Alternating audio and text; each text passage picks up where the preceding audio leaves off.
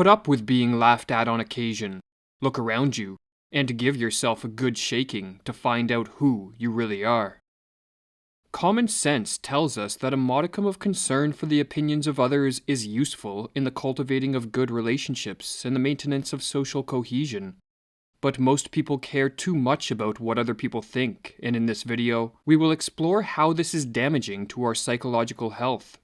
We will then look at how becoming more comfortable with ridicule, rejection, and the disdain of others can greatly increase our chance of living a fulfilling life. "It never ceases to amaze me," wrote Marcus Aurelius. "We all love ourselves more than other people, but care more about their opinion than our own." In the modern West, a great emphasis is placed on the attainment of social validation and on looking good in the eyes of others, and this is creating a population of men and women who are stunted in their development. For social validation is derived primarily from one thing: success in the external world, or at least the appearance of it. Our job title, our material possessions, the size of our bank account, our physical looks and fashion choices, the status of the people we associate with, such are the things that bring the validation that so many crave. But this excessive orientation to the world of people, places, and things is not a healthy way to live.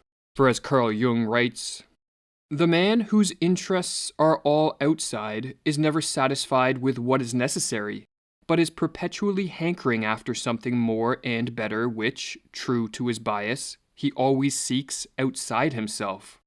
He forgets completely that, for all his outward successes, he himself remains the same inwardly. Obviously, the outward lives of men could do with a lot more bettering and beautifying, but those things lose their meaning when the inner man does not keep pace with them." Jung was no ascetic who denied the value of worldly success. Rather, his point was that without a bettering and beautifying of the inner man, or what amounts to the state of our psyche, external success will leave us none the richer. We can surround ourselves with an opulence of material goods. We can attain the contemporary social ideal of beauty and style. Our peers can admire us, but if the inner man is neglected, misery and suffering will haunt our days.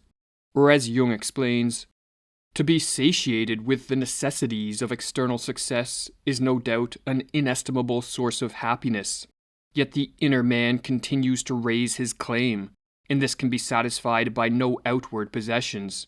And the less this voice is heard in the chase after the brilliant things of this world, the more the inner man becomes a source of inexplicable misfortune and uncomprehended unhappiness in the midst of living conditions whose outcome was expected to be entirely different.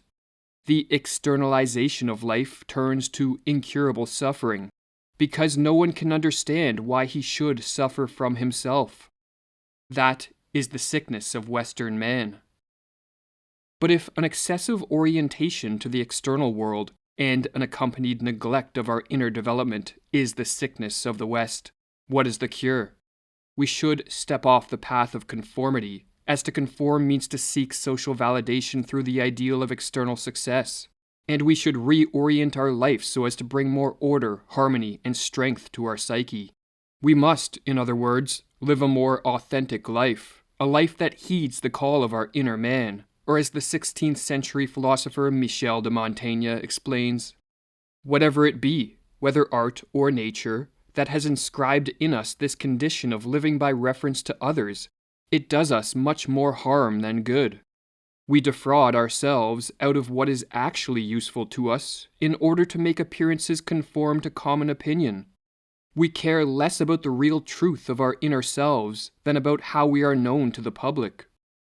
But to be one of the few who stops living by reference to others necessitates a diminished fear of ridicule, rejection, and the disapproval of others. For one who fears such things will remain a conformist, and thereby forever susceptible to the sickness of which Jung spoke. And so, in recognition that a fear is best diminished by exposure to the feared object, we can turn to the ancient philosophical practice of intentionally behaving in ways that elicit social disapproval. The Roman senator Cato, a follower of Stoic philosophy who lived in the 1st century BC, was an advocate of this practice, And as William Irvine writes in his book, A Guide to the Good Life, The Ancient Art of Stoic Joy, one way to overcome our obsession with winning the admiration of other people is to go out of our way to do things likely to trigger their disdain. Cato made a point of ignoring the dictates of fashion. According to Plutarch, Cato did this not because he sought vainglory. To the contrary, he dressed differently in order to accustom himself to be ashamed only of what was really shameful, and to ignore men's low opinion of other things. In other words, Cato consciously did things to trigger the disdain of other people simply so he could practice ignoring their disdain. Another famous figure who engaged in this practice was Diogenes the Cynic, who lived in the 4th century BC. On an almost daily basis, Diogenes took actions that evoked ridicule, rejection, and disdain. As but one example, he would walk backward into theaters against the flow of everyone who was exiting, for the purpose of acclimating himself to acts of nonconformity.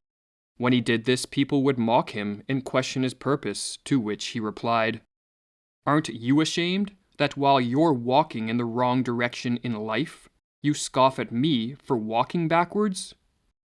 Diogenes was so successful at detaching himself from any concern of what other people thought of him that he reached a level of freedom most can only dream of.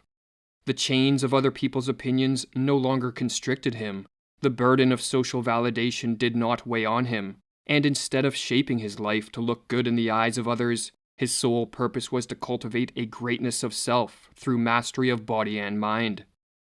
When someone said to Diogenes, "Most people laugh at you," he replied, "And doubtless donkeys laugh at them. But just as they pay no heed to the donkeys, I pay none to them." This approach to life did not result in Diogenes being looked down upon by all of his peers. Rather, many famous figures admired him. Alexander the Great was so impressed with his character that he stated, "If I were not Alexander, I would like to be Diogenes." While the great Stoic philosopher Epictetus considered Diogenes to be the rare example of a real-life sage. "But I can show you a free man," said Epictetus, "to save you from having to search any longer for an example." Diogenes was free. To move toward the ideal of a Diogenes, we may find it useful to adopt the following mindset when engaging in our practice. We are not performing acts of nonconformity merely to look like a fool, nor to attract attention or annoy people. Our purpose is to learn more about human nature and more about our own potential. We are practicing what Nietzsche called psychological observation, and so when our actions elicit ridicule or disapproval, we can follow the advice of the philosopher Arthur Schopenhauer, who counseled the following.